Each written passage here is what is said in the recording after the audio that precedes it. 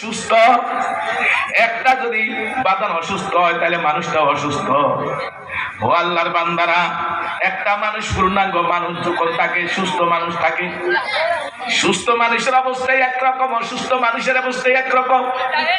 এই জন্য আপনাকে আমাকে ইমানদারে সুস্থ রাখার জন্য আমাদের সবগুলি ইবাদত করা লাগবে, ফরজও করা লাগবে, সুন্নতও করা লাগবে, নফলও করা লাগবে, নফলও করা লাগবে, সুন্নতও করা লাগবে, ওয়াজিবও করা লাগবে। কথা কথা ঠিক নেই?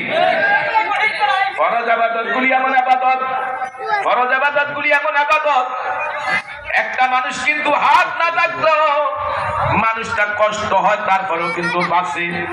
একটা মানুষের চোখ খুবই প্রয়োজন, চোখ না থাকলে মানুষ কষ্ট হয়, দেখে না দুনিয়ার কিছু ভালো মন্দ, কিন্তু তারপরেও মানুষটা বাঁচে।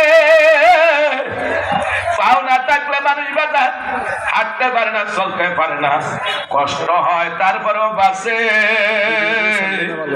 কিন্তু বাজার সারা দুনিয়ায় তালাশ করলে একটা মানুষ খুঁজা পাইবেন না সেই মানুষটা মাথা ছাড়া বাইচা আছে। মাথা ছাড়া যেমন মানুষ বাঁচবে না, নামাজ ছাড়া মুসলমানই বাঁচতে পারে না।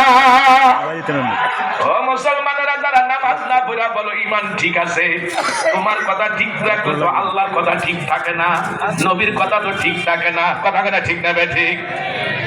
নামাজের কথা আল্লাহ কোরআনে 1-2 বার বলে নাই, 500 জায়গায় বলছে, 82 জায়গায় তো শুধু ওয়াকিমুস সালাত দিয়া বলছে, নামাজ কায়েম করো, নামাজ প্রতিষ্ঠা করো। কথা কথা ঠিক না ঠিক? সেই ইবাদতের কথা আল্লাহ এত গুরুত্ব দিয়া বারবার বললো। দয়ার নবী ইন্তেকালের পূর্ব মুহূর্তে 3 বার বললেন সালাত সালাত সালাত। ও আমার উম্মতের নারী পুরুষেরা, নামাজ ছেড়ো না। ও আমার উম্মতের নারী পুরুষেরা, নামাজ ছেড়ো না, নামাজ পড়ো, নামাজ কায়েম করো। বাজান গো, নবী ইন্তেকালের পূর্ব মুহূর্তে যে নামাজের এত গুরুত্ব দিল, আজকে মুসলমান যদি নামাজ না পড়ে, নবী বলে 1 ওয়াক্ত নামাজ কাজা করলে সময় মতো আদায় না করিয়া অপর ওয়াক্তে যদি আদায় করে, 1 হুকবার জাহান্নামের আগুন, 1 হুকবার পরিমাণ। হযরত আলী রাদিয়াল্লাহু তাআলা ব্যাখ্যা দিয়েছে, দুনিয়ার হিসাবে 2,88,00,000 বছর।